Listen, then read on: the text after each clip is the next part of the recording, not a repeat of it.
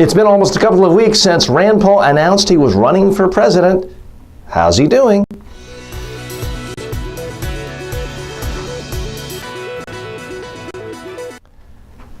So folks, sorry for the time lag. I've been out of the country on trainings and in other places too, and I've been away from the studio. I did want to comment on the brouhaha regarding Rand Paul and his announcement for president. As you may recall, a couple of weeks ago, he got into a number of tiffs with journalists, especially female journalists. It all amounted to this. They were asking him questions. He didn't like the questions, so he proceeded to complain and whine and tell them their questions were biased. Now, folks, I'm not giving a political opinion here. This is advice I would give to Democrats, people on the left, right, center. It's basic media training 101, and Rand Paul's obviously not a client of mine.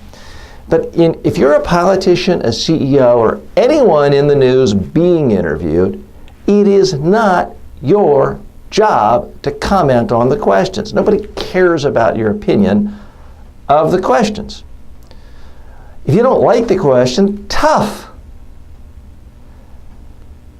Now, you should have a basic understanding of how the media works if you want to run for president. That is, you, the reporter, don't get to tell the politician what the answers are, but you, the politician, don't get to tell the reporter what the questions are.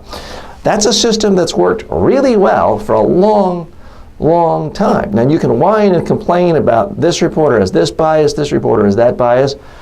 You know what? I don't think Ronald Reagan thought that every reporter was on his side, but you didn't hear him constantly complaining about the questions. Here is the skill that I teach people in every one of my media training workshops, and that is you listen to the question. You don't dodge the question. You listen to it and think about how can you rewrite the question in your own terms to make it a neutral question or an easy question, and then answer it on your own terms, rather than getting into this whole petty, nitpicky fight with the reporter about how he or she, in this case, she asked her questions.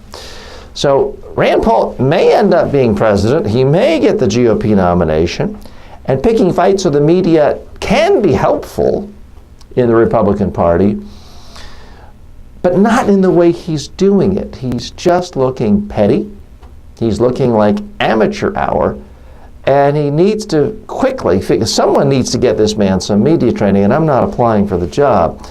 He needs to realize, listen to the question and then answer it on your own terms. If you don't agree with every premise, that's fine. State the premises you do believe in that are relevant to the question and answer it the way you want to. You do it that way, you can get people to focus on your ideas of why you should be president and not sidetrack people with all these side discussions about whether you're too thin-skinned.